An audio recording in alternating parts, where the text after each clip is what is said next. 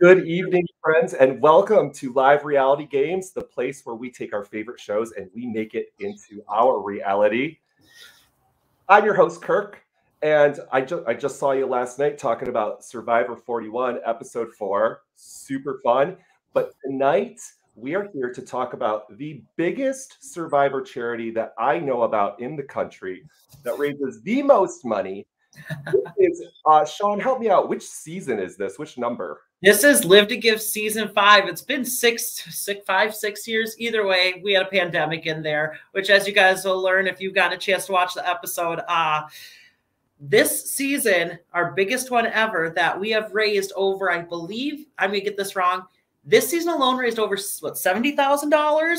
And then for different charities across the world. But also our event in those last 5 seasons has raised over $160,000. So that's something huge what Live to Give does, which, as we all know, is an LRG with that little charity twist, as Kirk said. So that's outstanding. That's amazing. You know, when I raised just $500 for a little group, that makes such a difference. But $160,000, you guys are changing lives. So this is Sean. He's the casting director, and I'm Kirk. Will be your co-host this evening. And with us, we have a member of the fans, the favorites, and the famous tribe. With us, we have Savannah, our fan representative. How are you doing, Savannah? Hi, I'm doing great. I was so excited to see this. This is my first LRG that I participated in, so it was a whole new world I came into, and so I'm excited to talk about it. So, awesome. Thanks for joining us. And as well, our favorite representative, Meagan, welcome to the podcast. Thank you for having me. It's pretty fun to be back reliving it already. Gets my blood all excited to talk about it. I'm sure we're going to talk to you a lot tonight about that first tribal council. I'm sure that was a doozy. And my personal favorite, I'm gonna have favorites right off the bat. I was your cameraman, and I watched this dude put a bone in his hair, run into a swamp looking for cattail tubers, and wearing that awesome 80s jacket. With us from Big Brother 15 is McCrae. Hello, everybody. How's it going? Thank you. That's an incredible intro. I appreciate that. Dude, you were so fun the whole time. Like, I just wanted to seriously just prank production with you the entire time had I been on this cast. Well, they even showed the little me like looking for stuff and just doing stupid. I was just playing up for the cameras. It's the best. So much fun. So with this season, Sean, started off with at least for me, a big blindside. So I'm new to the Live to Give community. I was fortunate to be able to come out and be a tribe handler for this season. I contacted Alex last minute. Somebody dropped out last minute. And my partner Dustin said, you can leave and you can go away for a week. And I was like, awesome. And dude, I fell in love with Minnesota. It reminds me of northern Michigan. It is beautiful country. It is just like my heart's still there. I can't wait to go back. And we want you back, Kirk. I can tell you that much. oh, cool. Awesome. I would be privileged to come back for sure. This twist this season, Sean, really got me right off the bat because I've known for months that it's fans versus favorites versus famous. And then I arrive and they tell me you're going to be on the Gray tribe. And I'm like, who? Who? Where's the Gray tribe? So I was already blindsided by production as a production member. And I knew there was going to be some twist coming up right off the bat. So the game starts and there's this nice social hour where everybody gets to talk. And you guys kind of stayed. I can't remember if you guys stayed in your own tribes or if you cross-tribal talked during that time, Savannah. What was going on? No, so we actually got to do some cross-tribal. We kind of just, as people arrived, we talked to whoever showed up, what table you ended up sitting at. It was kind of random based on how you arrived. It was super interesting. I was kind of fangirling out a little bit, talking to all these like people I've watched on my screen, like McCrae and Elaine and Aaron from Survivor, and just like I was like, oh my goodness, this is crazy. I can't believe this is happening. It kind of snuck up on me, the event. So I was like, oh my gosh, I got to get into this. Like, let's go. So you know, right off the bat, it was really interesting to like meet different people and like, you know, because of the pandemic, we had, you know, an extra year to like know who was on the cast. And so like, you know, the little bit of research that you did beforehand was really interesting to see how these people actually were and like getting those first initial conversations going. So Savannah, you're new to Live to Give, kind of like me. How did you find out about this and how did you get cast? So funny story, I actually moved to Minnesota in like 2018. Was living alone and I got really into Rob Has a Podcast and a lot of other Survivor podcasts. And I actually heard Brandon went on one episode and he mentioned like, oh, I do this little charity Survivor game up in Minnesota. And I was like, oh my gosh, I live there now. Like, so it was really kind of funny and applied on a whim. Didn't really, like I said, I barely knew what LRGs were at the time. And so I definitely, you know, getting into this, I was in a little bit over my head than I was expecting. You know, I'm a big fan of Survivor and Big Brother and all the other reality TV junk that I am. I just love it so much. I can't help myself. But I was like, oh yeah, I'd be really good at this. And I was definitely in way over my head than what I was expecting. So Savannah, I can't imagine going into my first game ever and there you're standing with like up to six people you've seen before play on different shows and have a reputation. There must have been a little bit of intimidation factor. That's how I would have felt, I think. Oh yeah, for sure. It was so crazy. And I like to consider myself a super social person. I was like, no way I'll be intimidated. Like, I won't fangirl. I'll be fine. I'm like, no, immediately I was like, oh my gosh, Elaine. Oh my gosh, Erin. Oh my gosh, McCrae. Like, this is so crazy. I was immediately like, everything I had planned and thought in my head immediately out the window. Like I was a mess. Well, it makes sense. I think I would have been totally starstruck as well in your position.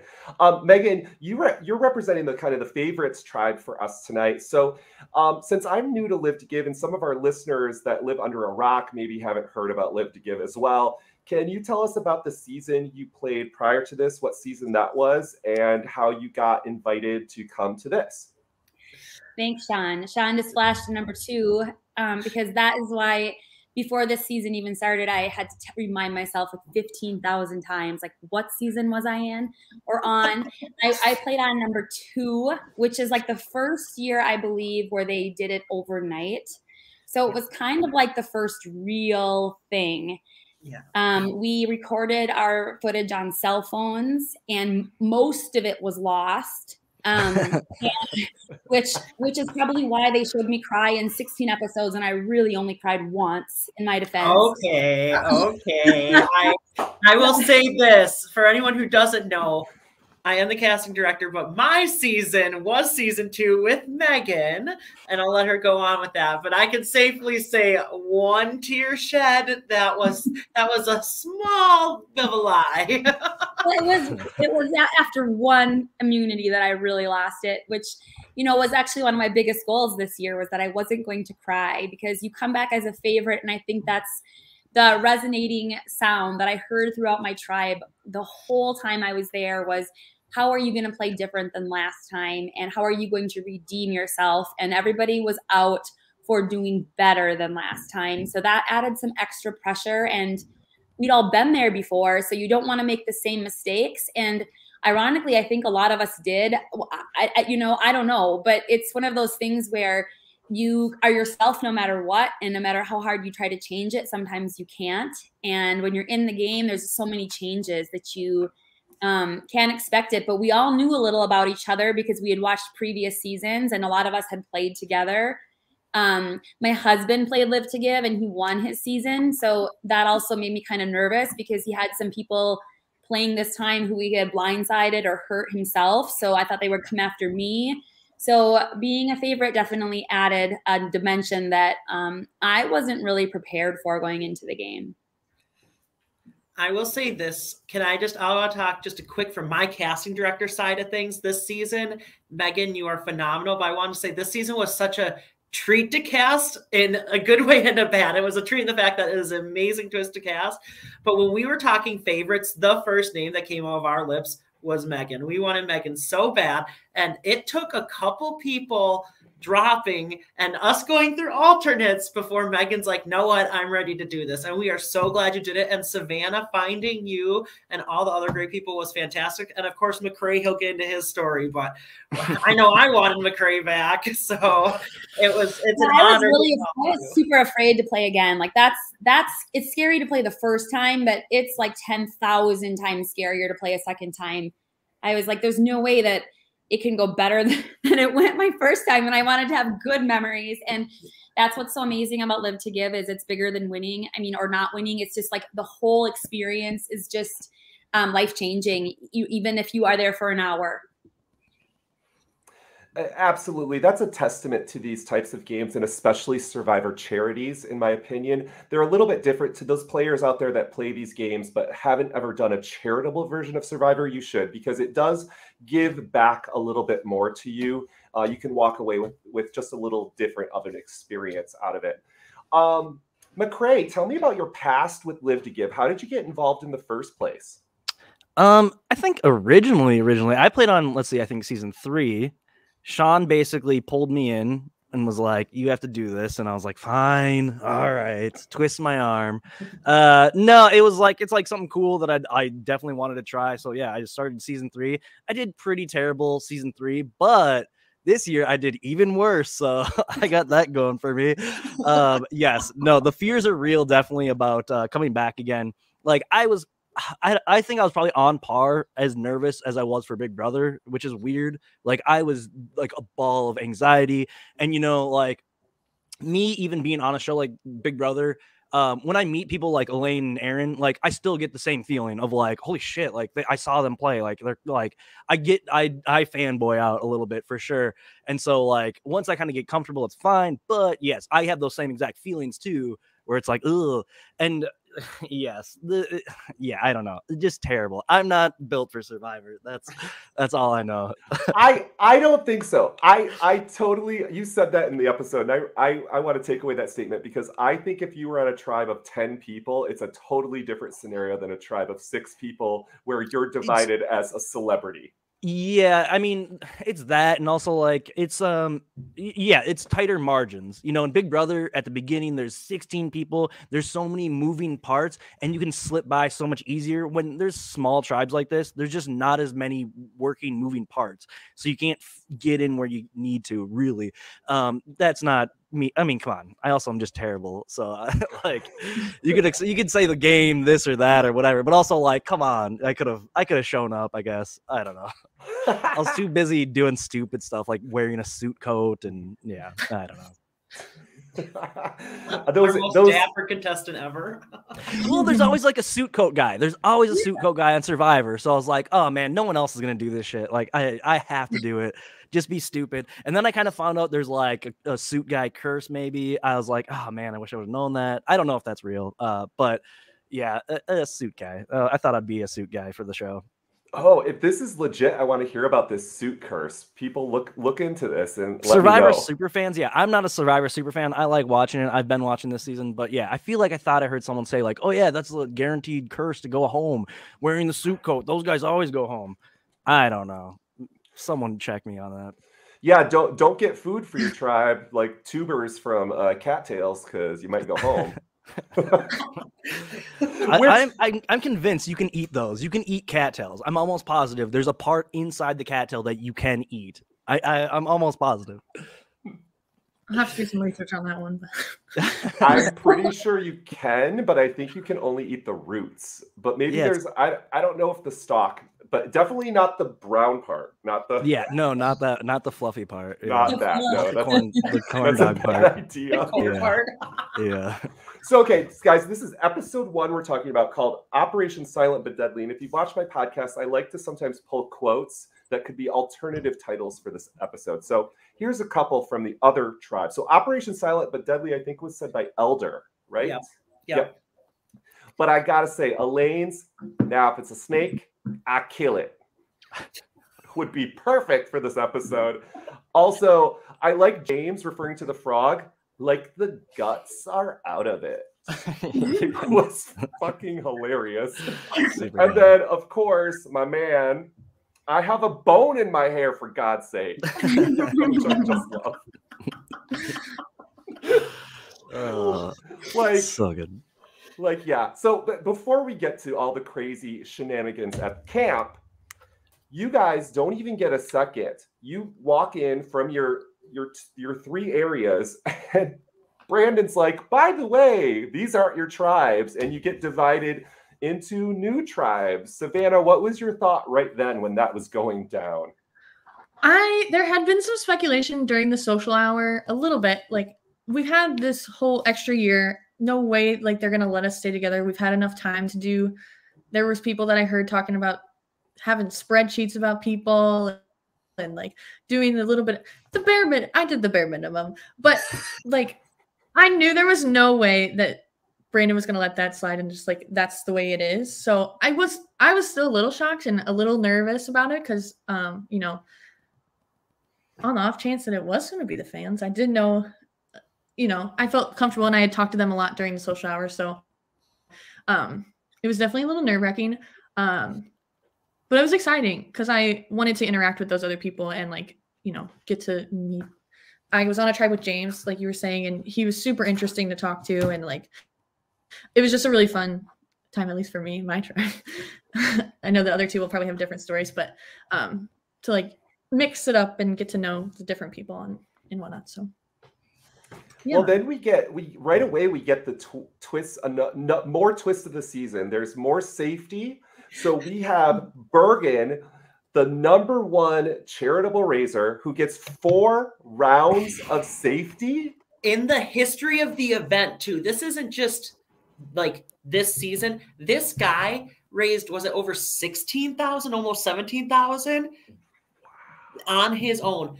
Absolutely phenomenal. And the passion you see from him in his confessional, and you see so many other people talking about what they're raising for. That's always what brings me back too. But that just blows my mind. We've had some amazing people do amazing things, but that number, I don't think any of us ever expected. Our last highest was like 8,000, I think. So he blew it out of the water, over double. Yeah, that's amazing, Bergen. And Bergen is playing for Michelle's Place, which holds a close heart to this channel. Jillian Larson's a big fan and supporter of us. She runs the Reality Rally, which is a huge supporter of Michelle's Place, and it's a great cause. They're all great causes. Don't get me wrong, but it holds a close place to my heart as well. So I was excited when he got to be on my tribe as well. I was not excited at all. 4 rounds of not going to tribal. Oh, great. Well, it looks like that person's not even up for an option, you know, Jesus. But I mean, good for him, of course. Absolutely. But mechanics of the game wise, oh, that is tough stuff. Yeah, I had to keep it real. You know, it's so true because you're guaranteeing somebody safety till at least swap, if there is a swap. Potentially. Yeah, that's rough. And especially with these small tribes, it's really difficult to maneuver around that. You know, you guys, Savannah, that's something to be said, because if you're watching Survivor 41, they have tribes of 6. So yeah, exactly. You guys are going through the same thing that they are in Fiji. Yeah. Even seriously. Yeah, it's super interesting because like it seems like the gameplay like ratchets up towards like almost end game, where people are making big moves in this the first couple rounds, because you know this small tribe you kind of have to, and you're seeing that in Live to Give, and you see that in the real Survivor right now. So it's really interesting. 6 is just an evil number for all of you Jeff Probst wannabe hosts out there. That is so evil, because you have to find 4. 3 means rocks. I mean, it's like, oh gosh, at least give them 7 people on a tribe. It's so tough. So anyways, let's break this down a little bit more. Ryan G ends up with 3 rounds of immunity plus another advantage. Sean, can you break this down for me? Because I wasn't aware of this really at the event. Yep. So as we know, like for our event, we take many different great companies, organizations help sponsor us, because every dollar we get in, goes to these charities, but we need something to keep the lights on, more or less. We put out an incentive the last couple of years where if you're able to bring in like a big sponsor, like to help fund the event, and you were the highest one to do that, like bring in the most of those, you got an extra advantage in the game. And it was actually named after the company he got the sponsor on, because our sponsors get like stuff named after them. You'll see in the episode, we like this challenge was sponsored by, you know, whatever. But no, so what this advantage was it is an extra vote. So, and it was because he brought in almost another level to the game. He helped bring us in sponsorship money. It was very like choppy how they cut into it. I will say that. It was amazing, but yeah, it was kind of confusing, but he is the second highest fundraiser and got an extra vote. So he has some power coming into this game. Absolutely. So Shakopee, that's a tribe to look out for, I think, coming into the future, because essentially there are 7 current votes on that tribe that could be used at any tribal council that they might go to. Yeah, so these tribes break down. Then we have Elder, who ends up with 2 rounds of safety, and he's the title namesake of this episode. And then we have Andrea on Orange, who gets 1 round of safety. Meagan, that's your tribe. How did you feel about the breakdown of your tribe when all 6 people finally arrived? Ironically, I actually felt a little more confident when I saw that we weren't staying with all favorites, only because I felt like I got a really good draw. At the social, I realized that I was going to be in big trouble, because I felt like you feel like when you're in middle school and you walk around the cafeteria and there's all these active tables, but you can't find a spot. And I honestly felt like that. Like, I kept walking up to groups and like they wouldn't even, it like didn't matter that I was there, probably all in my head, but it was like nobody would talk to me. And I actually walked up with Andrea. So we talked right away about being old ladies, and we both, I mean, we talked a lot about that together. And then Derek was the person who talked to me. I mean, the 2 of us were standing there, like we had no one to talk to, and we probably talked for 25 minutes. And I also talked to Angie, and honestly, those are like the 3 people I talked to. So I thought to myself, how in the world did this happen for me, that the 3 people I talked to, I'm with? However, you know, talking only takes you so far, and they also didn't know each other. And so right away at the beginning, I kind of found myself in the middle of like this spoken wheel. Like, I felt like I knew all 3 like well enough to like say they'd work with me, but I didn't know how they felt about each other. And then, you know, the other 2, I think I talked about this in one of my confessionals. I played with Brett from Survivor on my tribe, and when I played season 2 Live to Give, and Brett and I played a long time together, but he was tricky. And I let him stay around too long, and I couldn't make a big move on him. So I went into the game thinking I got to get those power players out. So I already was like, I don't want these famous people here. Even though I loved them, I just knew they would beat me. So I knew I had to get them out. Yeah. So right away, you're already thinking that, wow. McCrae, I mean, you already talked about it. I mean, I can't imagine coming into a tribe where the other famous person has 4 rounds of safety. And I'm like, did I get the short end of the stick here? Well, I was like, I thought I could like kind of just be like goofy my way. I always think that like people are just gonna want someone that's goofy around because it gets boring, you know. But it's like it is only 4 days. Big Brother, that's viable gameplay because you're there forever, and it's like you need entertainment. But 4 days, who gives a shit? Shut up, guy. But the other thing I wanted to say was like basically everyone. I guess I was the only person that didn't realize that we were gonna be swapping up teams. Like you said, Savannah, you said that there's whispers at, you know, the little social hour. It's like, I didn't hear no whispers of that. I was like, yep, this is my team. I'm counting up Survivor people. I'm like, oh, I'm good with these guys. Me and Elaine, we're tight already. Like, this is going to be golden. I thought I was like, oh, yeah, I'm in a great position. Then it's like, all right, drop your buffs. Like, you are screwed now. It's like, all right, got to rechange, reconfigure everything. We're back to goofy guy. Yeah, so I was kind of I'm terrible at this stuff, I guess. Like I was not even thinking about it at all. I'm like, no twists, we got this. Just dumb. I don't know what's wrong with me. There were spreadsheets. I definitely had a copy of the spreadsheet. I also did the bare minimum though of like, okay, cursory glance, like, okay, I know who's the famous people. Again, just poor planning by me. But yeah, once I got to my team, I was like, I think I could do something with this, but you know, it is what it is.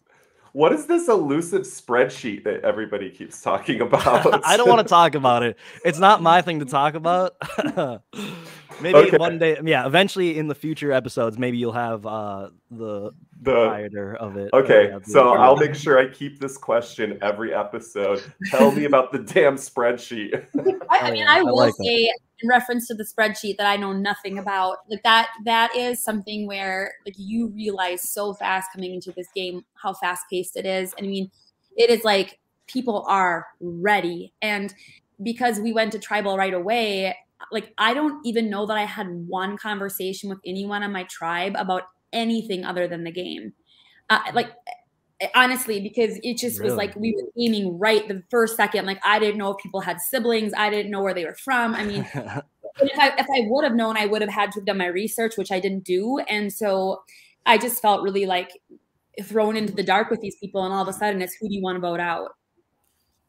I think that comes with like the theme of the season. And you see it when there's a returning season on Survivor, Big Brother, there's always some kind of pre-gaming. And even if it's not pre-gaming, understanding past relationships is so important, and something that, you know, I definitely underestimated in the game. And when it's so short, when you have 30 minutes to play before tribal council, those past relationships are going to hold a lot more weight than a 2-second conversation you had picking up wood. Like, it's a really interesting twist, and definitely something that like you'll see throughout. You see in this first episode, you see throughout the season. You saw Carter talking about it with Janicki and Elder, like how was their relationship, and like he knew they had something, but you know, to get those conversations going, it's really interesting, and it definitely will affect the episodes moving forward.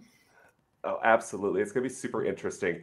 You guys get to the first immunity challenge directly after this dissolve into 4 tribes. There's no time to really process, no time to talk about strengths, to chill, to bond. It's like, let's go, guys. Sean, do you have any good fond memories from this first challenge as we were watching it?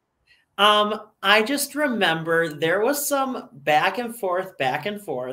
There was a team that was way behind, which I did not mark. Was that Katie? Was that who was way behind, or was it Serena? Serena was real behind on that first. Serena was so behind. And in person, this challenge felt like it took forever. Like, that was cut way down.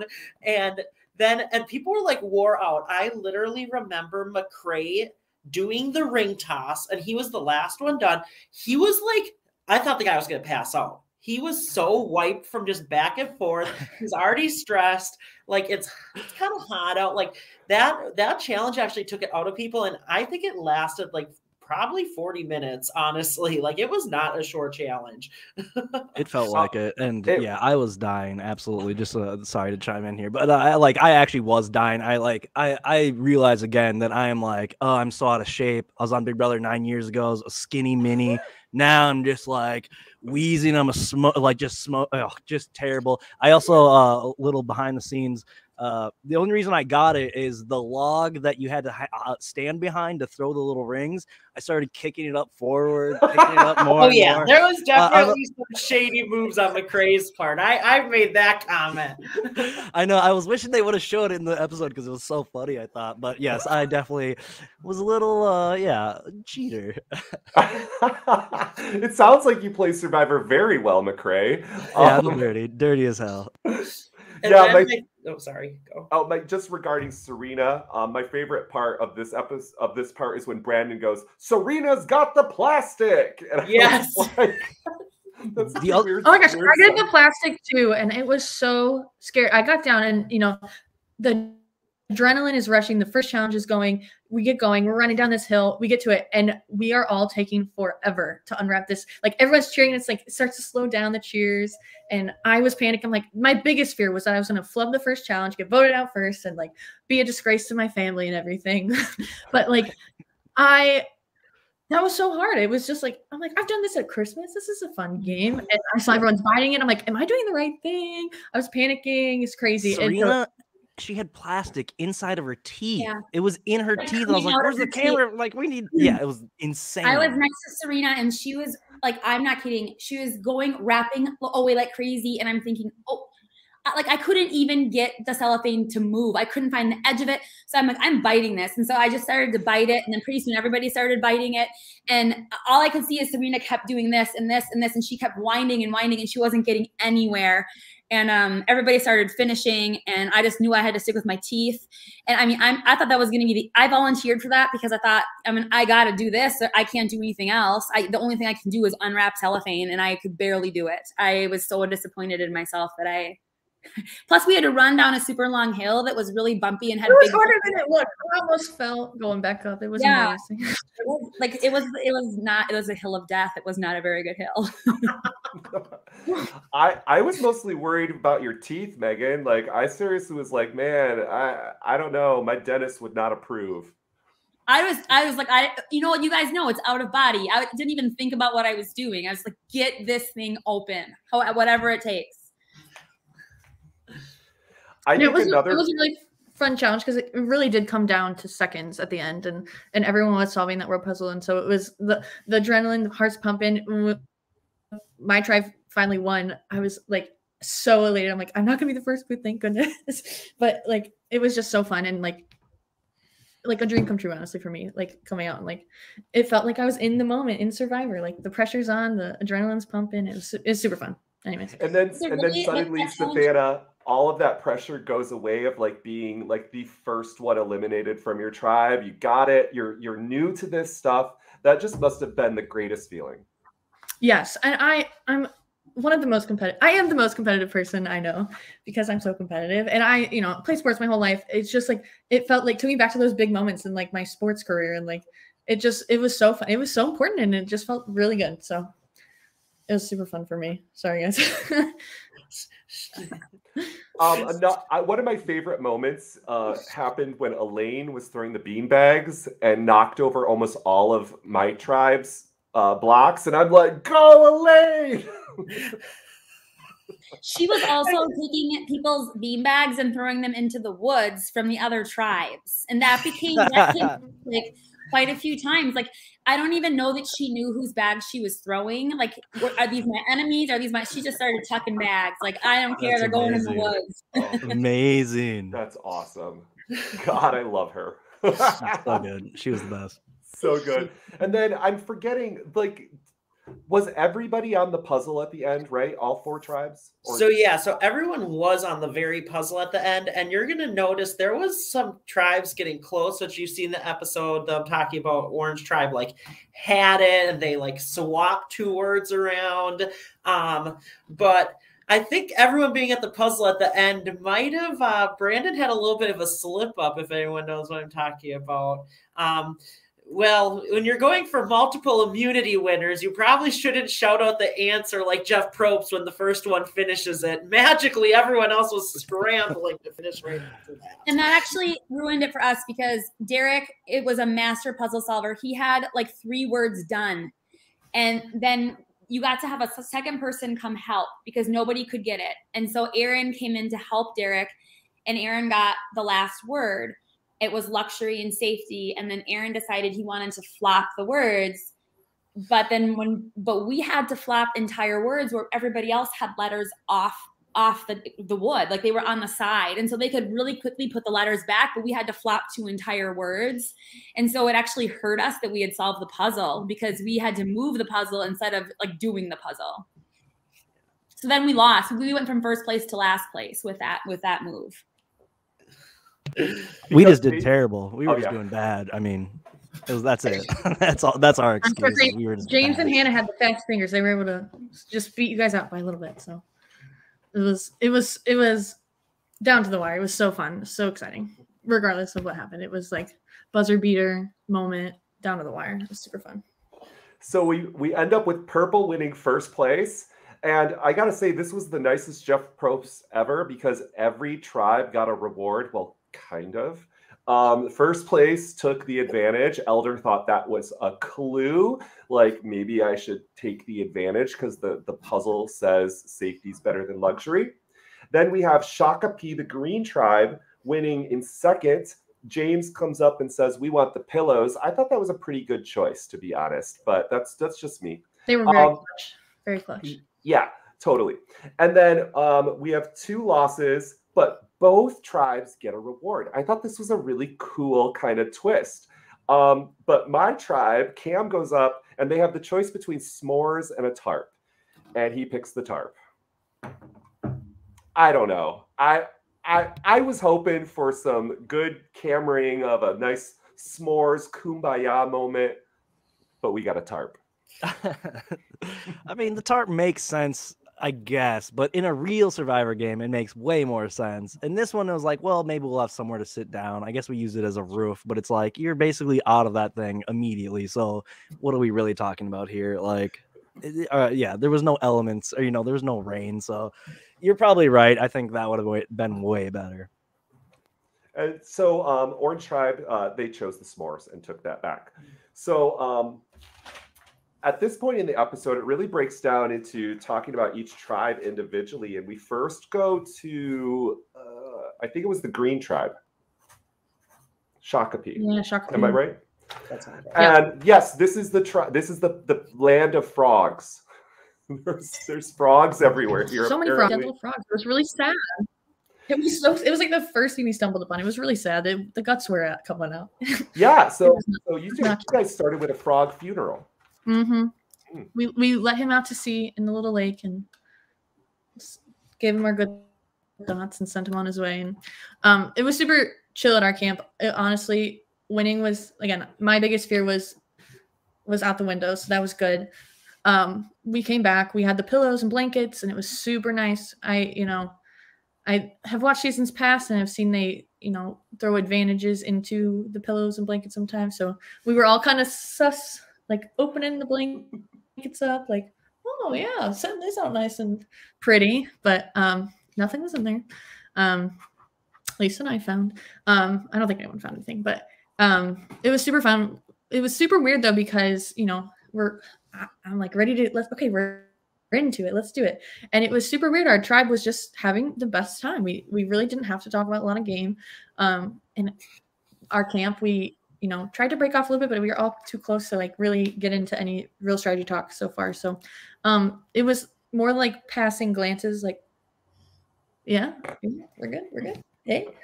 And honestly, like Megan said, she missed out on bonding with people and like getting to know them. We really did get to, and my tribe, the Shocking Tribe, was so fun and interesting to get to know. You saw some personality we talked to James about all of his travels on Amazing Race, which was super interesting and fun to hear about, like the cool cities he went to. And then Macy, you saw some of her, character and personality come out. She was hilarious and super easy to get along with. And Daniel, Ryan,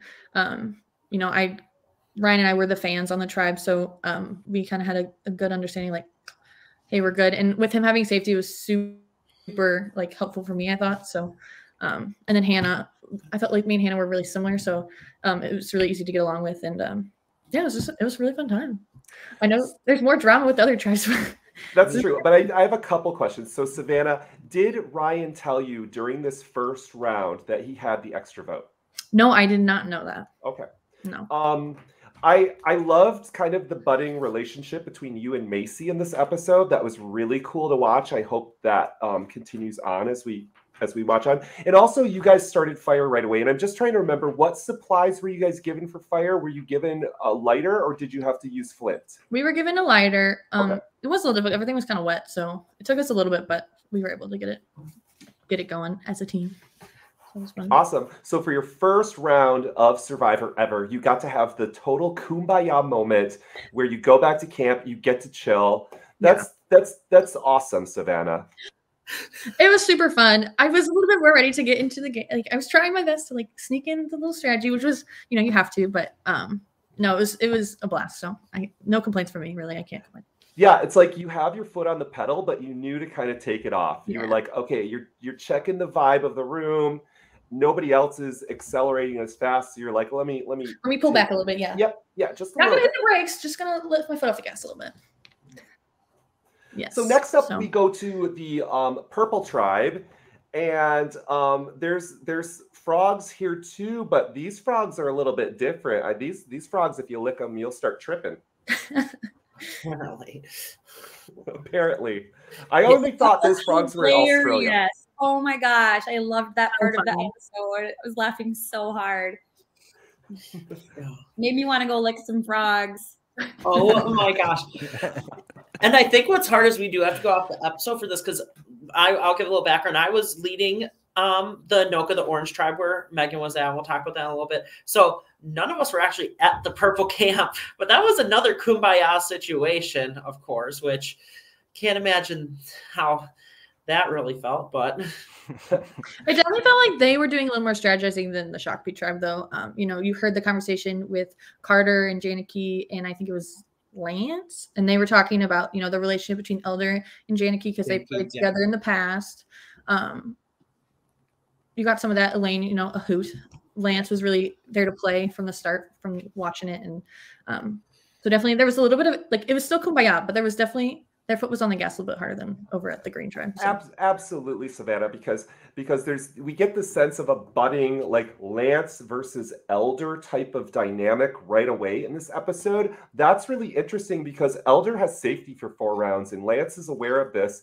So Lance is really during their portion, he's trying to figure out, like, how can I get Elder out down the line, but work with him right now. I thought that was fascinating because I didn't get to see any of this while I was out there. And then Elder doesn't feel the same way about Lance that we hear in his confessional. He's actually already considering voting out Elizabeth right off the bat. And I thought, and he says, then he laughs. That was the best part about it. He says, I'd vote out Elizabeth. Like, or Elizabeth.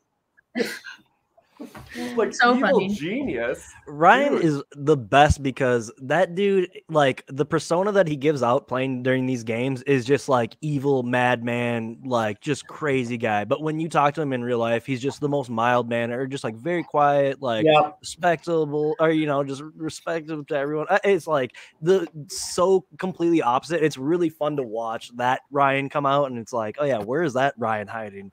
But, you know, I love it. It's great. Oh, it's fantastic. Ryan versus Elder. Yeah, at the social, he was, anytime that I talked to him at all, he was like really ready to play already and redeem himself. That was a big part of his story, was that he wanted redemption, and he wanted to do better than last time. So he came across to me as really scary from the beginning because he really wanted it. Yes, very much so. There is something on Purple Tribe, because this is Carter. As you all know, there is some, you know, we had the Macy situation, which Savannah kind of talked about, and Macy touched on in the episode, of course, that she wasn't an actual reality star. We actually had Gary Stratetsky, Papa Smurf, was supposed to play. Gary, he had played the season prior. He was supposed to come back as another on the Famous Tribe. Was super excited. He actually ended up coming down with some health issues and wasn't able to play, sadly. And so Macy was a last minute, and we were like, we have Miss North Dakota. This is awesome. And she really played into it. She was great. But that's how we ended up with like a non-reality show person on the Famous Tribe.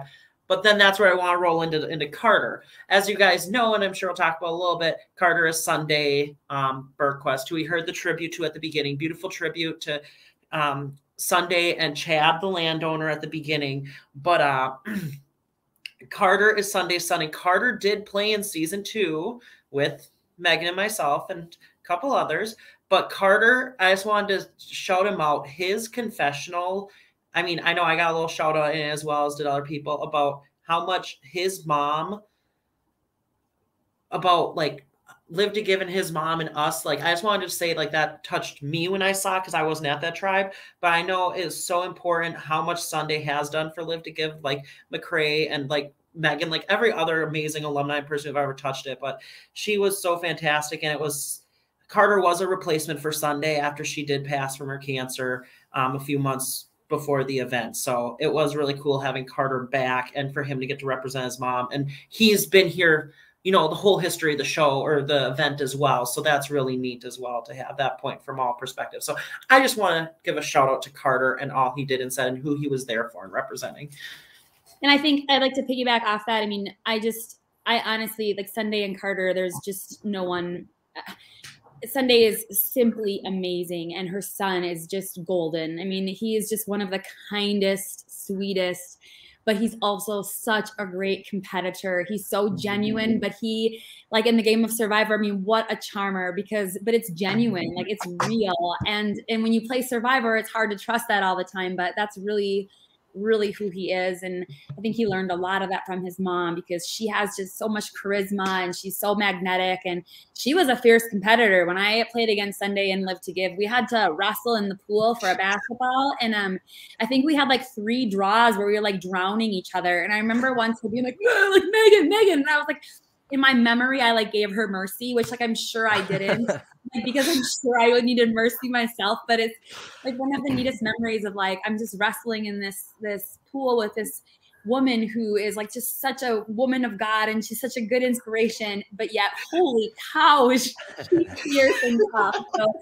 I just could really feel Sunday there, you know, the whole weekend. And Sunday and I, when we were played, we were kind of enemies in the sense that we really were going for each other a lot of the game. But what a role model and what an inspiration. And it's funny, like my kids lived in Rogers with me, and they were going through the drive-through one day, walking through the drive, and somebody paid for their Dairy Queen, and sure enough, it was Sunday, right? You know, by them. And my daughter was like, that was Sunday. She just paid for me. And she didn't know that was my daughter, but that's just like who she was all the time. So I just think this event and Sunday, it's just such a testament to that whole family and how amazing they are. Yeah. So sorry that was a side tangent. I just thought it was so important to mention. I think it's not a tangent. I think it's absolutely a part of what Live to Give is and what makes it beautiful. Coming into this and seeing this family, that's this competitive family that puts on these events, that loves this experience and wants to highlight other people getting to play this, and at the same time raising funds for others. You know, Sunday impacted more LRGs than just Live to Give. She was honored at quite a few over this past year. And I got to say, in the episode, it choked me up a little bit just to watch that sequence again. It was touching that they kept it in the episode, and super fitting for sure. So absolutely, it's a part of this group. And guys, if you want this like competitive spirit, but also this heart, this is the series you want to apply for in the future. I promise you, it is. The location I got to see was amazing. It was fantastic. The challenges are great, and the production crew is top notch. There's so many volunteers. It was amazing. It was like watching a city come together in this location, put on this event, and then everybody vanished. It was so cool. Okay, before I get to reminiscing, let's get to Meagan, your tribe.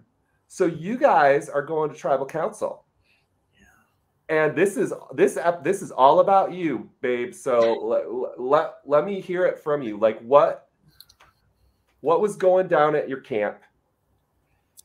Oh, it was like immediately I was being told from all sides that it was going to be me, that the boys were coming to get me. They thought I was an easy old lady vote.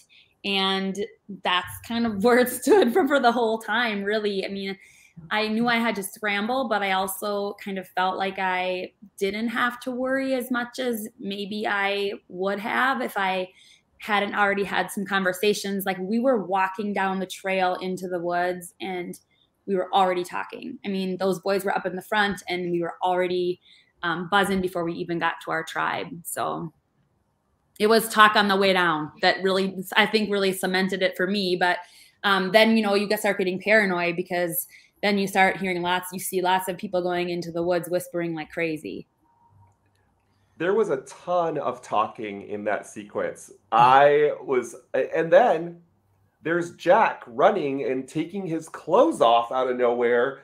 And I was like, what? Yeah, that was me. I was like, take your shirt off. Take your shirt off, Jack. And everybody was looking at me like, what? And I kept saying, take it off, because I thought he had like bugs up his shirt. So, and then I said, take your socks off.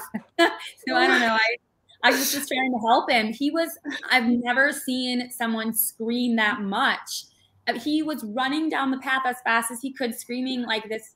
I mean, I haven't heard that kind of screaming about a bee ever in my life. It wasn't just one bee. No, they hit a hive. He didn't know, like, they were all attacking him. It kind of felt like it was like we were in Harry Potter or something. Or like the Hunger Games. The Hunger Games. That's what we were talking about. What are those things called in the Hunger Games? Because they were coming after Murder hornets. Yeah. And then it also stung Aaron, and they stung Aaron, and they stung like a few more people on production too got stung. I got stung. Yeah. I think you actually hear my voice. I think I was the one where you heard it got me in the leg or something. I'm pretty sure that was for sure me, because it was so funny. And this is from my perspective behind camera. These people, and like Megan said, and we saw, they were everywhere. I mean, not the bees. I'm saying the contestants. The bees were everywhere too, but the contestants are everywhere. They had just picked this spot right by this big dead log. It looked like a beautiful open area, and they're all running through the woods. Was I filming? I think I was the one filming. You saw Jack running in the background. It was Derek and Angie talking, and that's when you see Jack like way above. If you look carefully, they had just shown this is all going on at like the same time. Jack's during his song, we hear screaming. We're looking. I'm trying to like film this serious conversation, and I'm like, what's going on? Then that ends up. We start walking up there, not quite understanding, and I just remember I see Megan yelling, take your clothes off. Jack's freaking out. Next thing you know, we step over the same log, and they start like, not as much as they were Jack. They were going after us, but it was the killer bees. It was a lot. Needless to say, then we started thinking that maybe that's where the immunity idol was. So we were like, we have to go back to the log. Like, it's a must do. Like, how are we gonna go dig through it? But it's there. We just knew that was like part of the thing was, can you fight the bees to get to the immunity idol? I can safely say we might be evil, but we're not that evil. I love it when I think it's you, Megan. You say something like, you need some rubbing alcohol. That was Andrea, because Andrea's an ER nurse. And so she was the one who was going to come save the day. And she's like, I've seen worse than bee stings. I've seen the worst ever. So you just need to get a little rubbing alcohol on that. Oh, so I'm going to listen to a nurse, because I was like, don't you take antihistamines for bee stings? Am I totally wrong here? I think you're right. I've heard that, I feel like. I don't know. Derek was gaming like crazy in this episode. Oh my gosh, this kid is just a kid, and he's lying to grown-ass men. Oh, yeah. Yeah. Yeah. How did you... he, like, honestly, like, every time you talk to Derek, his eyes were like, it was like he was buzzed on this big Survivor high. It was like he was living out his dream. It was just so much fun to watch his excitement. And he told me at one point that when he left the house to come, his family said, see you tonight for dinner. And he was so sure that he was going to be the first boot as this young kid, and that he was going to prove his family right, and he's going to be home for dinner. So that was his big goal, was, can I make it through dinner time and not have to go home? I love the conversation between the two of you. And he's like, oh, they're looking at us. What are we going to say? And Megan, you have the best, quickest response. It could have been another title for the episode. You said, tell them I'm begging for my life. Yeah. And that actually came really fast, because like when I played before, we had decided that I was going to go to Sunday and pretend beg for my life. And I was pretend begging for my life, thinking that I was safe. But then I started bawling. And so Sunday, like, thought for sure that I was begging for my life. And it was just like a really good line to come out. Like, it was clear they wanted to get me. And so I wanted them to think that I was scared. I wanted them to think that I knew I was going home. I didn't want them to believe that we were tight. So yeah. Is it really easy for you to naturally switch emotions, Megan, like that? Yeah. Well, if you can't tell, I'm a super emotional person, and I just feel things really deeply. And I think part of that, like, that is certainly a good thing in the game, but it also can be a big weakness, because I'm very reactive, and I don't do anything up cerebrally, like, in my brain ever. And it's all about how it makes me feel all the time. And I think that's why I really connected with Derek, because he went to like emotion right away. He's like, I'm going to go for rocks for you, Megan, anytime. Like, it's you and me. And like right from the beginning, he was like, you are my person. Like, I would do anything for you. And I was like, you bet, I'm in. Let's play. you guys head to tribal council, and all we've heard really is Jack and your name as targets. Was there anybody else who was a potential target in episode 1? Yeah, the talk was, should it be Aaron or should it be Jack? And I didn't care who it was. I mean, I loved them both. I didn't want either of them to go. I clearly didn't want it to be me.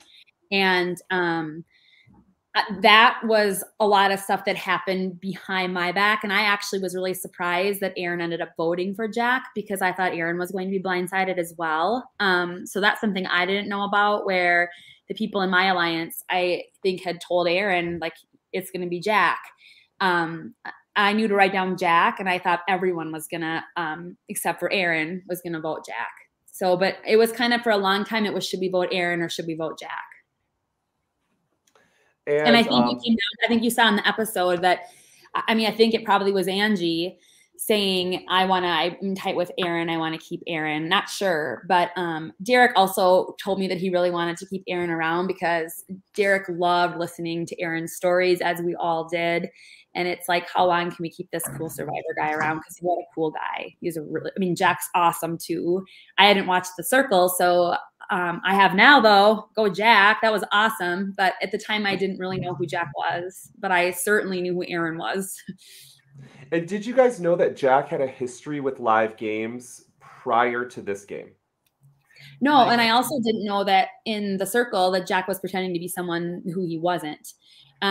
So that would have probably helped me a lot. But I mean, my first impression of Jack was just, I mean, what a kind, awesome guy. He was so much fun. He brought so much humor to the tribe. And he was like, he didn't care. Like, he didn't care that I was an old lady. He was still super awesome and nice to me, and didn't act like he was better than us or anything. So he was a really cool guy to have around.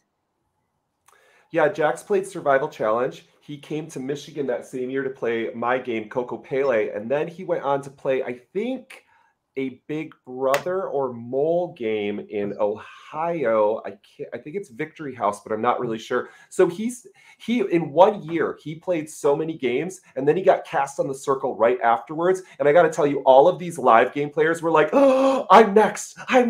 So guys, I would say these things don't exclude you from getting cast, for sure. I mean, that's clear. Keep trying, friends. You just keep trying. So anyways, I like to say that Jack has the best worst luck in anything he does, like everywhere. Like, he was an early boot in this game, Coco Pele, ended up coming back as a returning player into that. The Circle, he gets booted, ends up having the lucky round where he gets to come back into the game. And ironically, Meagan, your tribal council foreshadows everything, because you say, sorry, it's you. I didn't write this one down, but maybe you will come back, something like this. And we come to find out there's a twist this season that anyone voted out on night 1 might come back. So that was they couldn't have edited that more perfect. Let's get to my personal favorite tribe, the Gray Tribe, whatever our name was. What were we? Owatonna. Owatonna. And this is the goofiest tribe ever. I promise you. Everything from the production team to the players, we're a hot mess. It was bad. Yeah, it was rough. Yes.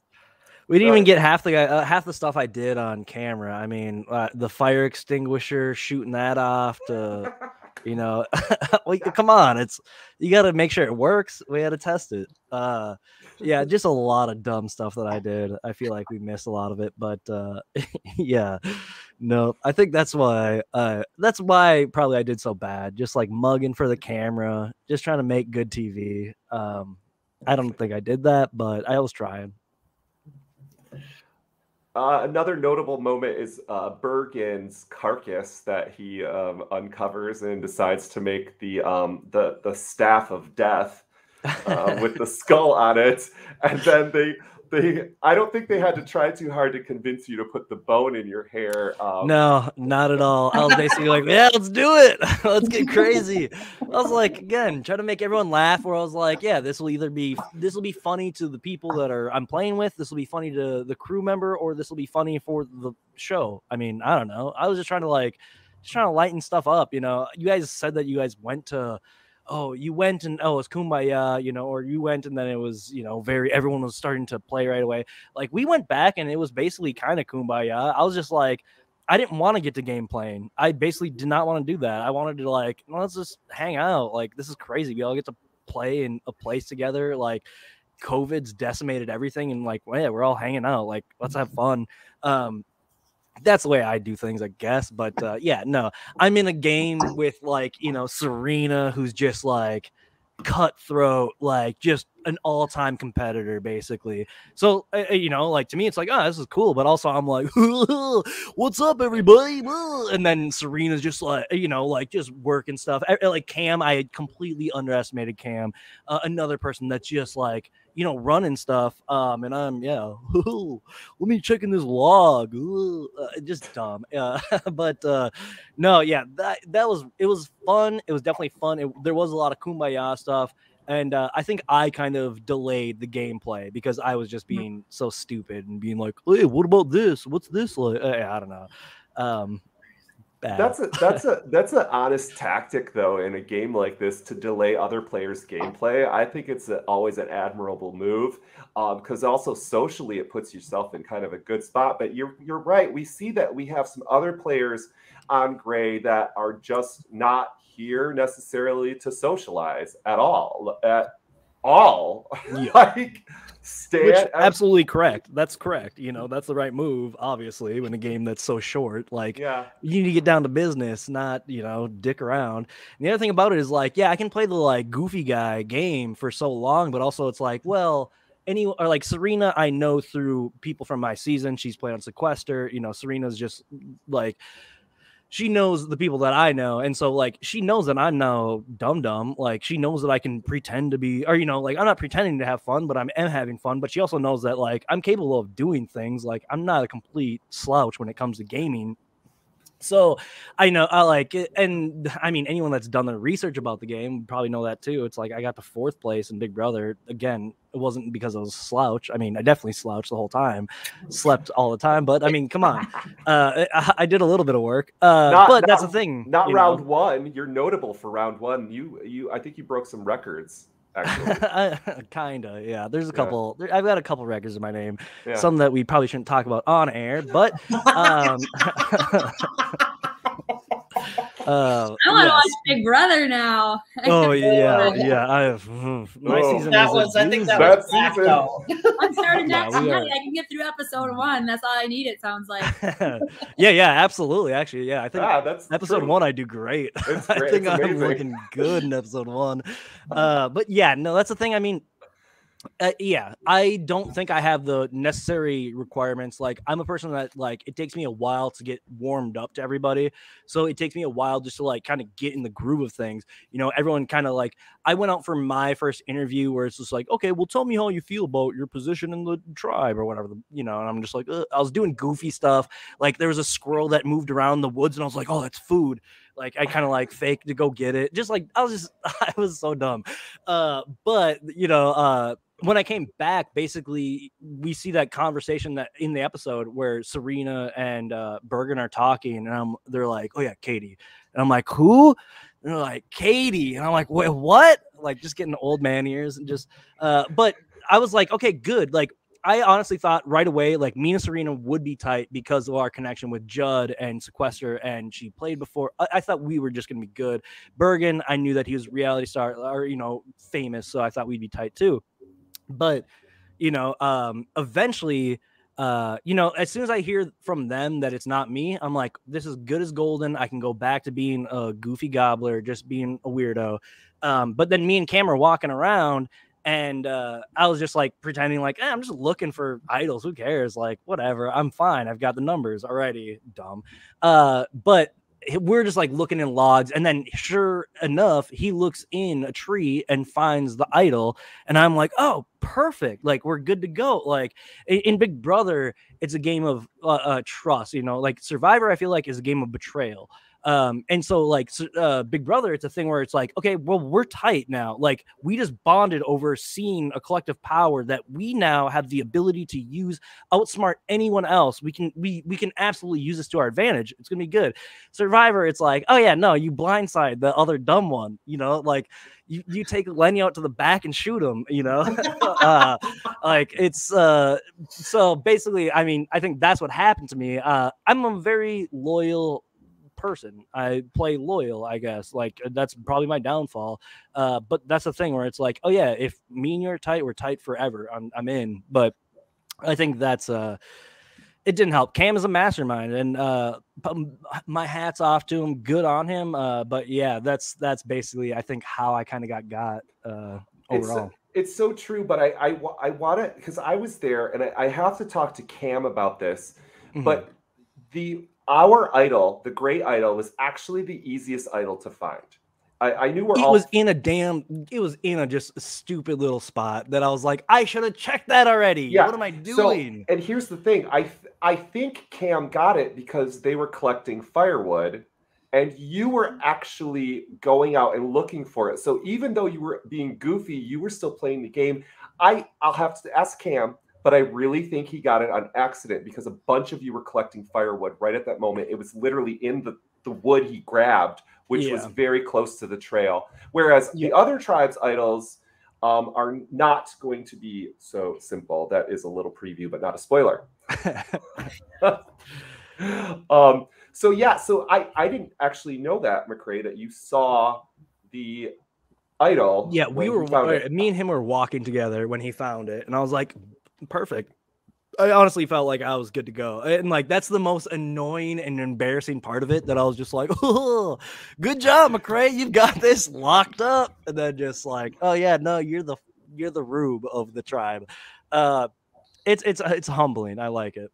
I think you see that coming across both ways in Survivor. Like sometimes you're right. It's horrible if you're in the wrong place at the wrong time. And sometimes it saves you if you have that information and it can power you forward. So I don't think that was dumb at all that you thought that, because sometimes it's like, oh, it's our idol together. Exactly. You know, we can play it together, and that feels like power too. Well, the other thing that I think about is like, well, is there any way that I could have played it where it's like, we see it now, or now in hindsight, he says like, well, McCrae saw me have it or get it, so I need to tell this to everyone else that I'm working with. And so like when I was there afterwards, right after, I was like, well, maybe I could have been like, you know, Bergen, Serena, he's got the idol, let's get him out now. But like he might have already preempted that by telling them that he had the idol. And so like even he thwarted me post game through the damn show. I was like, man, I couldn't get over on this kid. Good on him. Yeah, so I just really was like, man, what could I have done? I think it was one of those things. Let's not give myself too much credit. I played terribly. I thought it was really interesting that he did tell everyone else. And like I said, it probably did stop you from doing that move, but I'm interested to see, like, you know, how those other people use that information. They'll play it. Absolutely. Yeah. But the best part about this episode is we are left on a cliffhanger. McCrae, you are voted out, but you get the same twist that everyone eliminated on this first day is going to have another shot. So we are left not really knowing if who is going to come back. It is going to be McCrae or Jack or other people, depending on how many people are voted out in this first evening. So there's a lot more game to go on, and it's going to get really exciting, folks. Sean, do you know when the next episode is going to drop? The next episode, I believe, is going to drop. Is it this? Someone can correct me if I'm wrong. 24th, which is not this Sunday, but the next. The next one, yeah. So 2 Sundays away. So get prepared, sit. We got this premiere, and if you guys are in the Minnesota area, what we do every episode is Rogers Imagine Theaters, one of our awesome sponsors, has the biggest screen in Minnesota, the monster screen they call it, and we got the opportunity to show our premiere on that screen, and all that money, of course, comes to help our host organization, Cross Services, and us run our event. But yeah, if you're in Minnesota and on the 24th, you should definitely come to Rogers, and $5 and a canned food item, and come and watch it in the movie theater and see some of these people who are playing there too, and some old players, and it's a good time every week. How cool to get to see yourself on this huge screen. And of course, you guys are still donating, collecting food for this because you never stop giving ever. That's amazing. Do they put your names on the marquee outside? Do they put Live to Give out there? No, I wish they did. We should see so cool. We should see if we can get that for the finale. That'd be fun. Yeah. Finale, Good yes. idea. Yeah. Gosh, if I could get up there for just one of these, I would love to see an LRG at a movie theater. Kirk, you're coming to the finale. We need you here. Okay. Well, when? Oh, do we? Well, we'll get you some dates. We'll make sure you get the schedule. I don't have the schedule in front of me. Okay, that'd be so cool. Because I missed the after party because of reasons. Well, we'll say there's a pre-finale party. Be prepared for. Okay, I won't pre-drink this time, so I can get to the actual party. Guys, this was a blast for the first episode. This was really fun. Sean, thanks for coming on and helping me out through this. Yeah, no, thank you. Your page, all the people who are passionate about LRGs, we love it. We love you, Kirk. We love Naomi. We love everyone who does stuff with your page and all your great people. So thank you so much for bringing me on. Thank you. Oh, absolutely. And I haven't said it yet. If you are not already following Live to Give, you need to head over to their YouTube page. Of course, you can follow them on all social media, but that's where you're going to get the great episodes. And oh my gosh, I didn't even talk about it. Guys, the opening intro sequence was awesome. Oh my God, it looks like Survivor did it. Yeah, it looks legit. Like, did they print out black and white pictures of the cast and like sprinkle water on it? Yeah, that's what I was wondering. Very curious. Shout out to Hunter, right? Yeah. Hunter's is masterful at what he does. Yeah, he's for amazing. sure. Yeah, everybody is. I mean, yeah. I feel like you guys have such an amazing team. There's such an amazing future for this franchise, and I'm a huge fan. I'm glad I'm a part of the family now. I came in late, but you're gonna have to cut the umbilical cord to get rid of me now. Savannah, Meagan, kudos. You did not get eliminated in the first episode, so it sounds like I'll probably be talking with you at a future date. McCrae, we shall see what the future brings for us. Yeah, I mean, I could come back. Keep watching. I mean, in case I don't come back, I've been watching Survivor every Wednesday night on my Twitch stream. Don't tell CBS. Twitch.tv/Chumlord. CHUMLORD. I just talk about why I suck at the game and how I'm not even good at it and how I would never even compare to most of these people that are playing right now. But yeah, if you don't have a way to watch Survivor and you want to hear some jackass comment over it, come watch my stream. It'd be great. But yeah, that's about it. Also, you can follow my social media page at 36_Lynn. That's my corporate account. I do social media for a living. Go follow 36Lynn Refuel Station if you're in the Minneapolis area because it's the best gas station in the cities. Actually. Oh, thank you. Yes. You don't have to lie, but I appreciate it. I follow it. This is awesome. I'm totally watching this Twitch on Wednesday. Like I'm here for it, dude. Like I can't wait. I appreciate that. Thank you guys for having me. Also, I appreciate it. Absolutely. And guys, we will see you after the 24th. There's usually a week or so that goes by, and then we'll do a recap of episode 2 as well. And as always, head over to our YouTube or our Facebook page, like and subscribe. We're only here because we love this crap so much. It's so amazing that we're making these into a reality for us. So thanks everybody for joining in. We'll talk to you next time.